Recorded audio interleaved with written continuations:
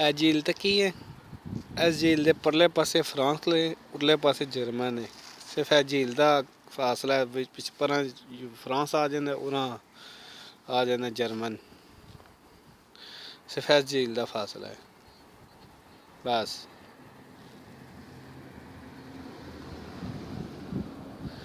ਉਹ ਗੱਡੀਆਂ ਜਾ ਰਹੀਆਂ ਨੇ ਪੁੱਲ ਤੇ, ਉਹ ਨਜ਼ਰ ਆਈਆਂ ਨੇ।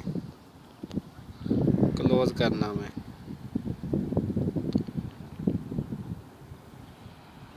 ਉਹ ਪੁੱਲ ਤੇ ਨਜ਼ਰ ਆ ਰਹੀਆਂ ਨੇ ਗੱਡੀਆਂ, ਉਹ ਫਰਾਂਸ ਤੇ ਜਰਮਨ ਦਾ ਪੁੱਲ ਹੈ ਦਰਮਿਆਨ ਵਿੱਚ। ਉਹ ਪੁੱਲ ਕ੍ਰਾਸ ਕਰਨਾ ਹੈ ਤੇ ਜਰਮਨ ਫਰਾਂਸ, ਉੱਪਰ ਤੋਂ ਉਰਾਂ ਆਉਣਾ ਤੇ ਜਰਮਨ।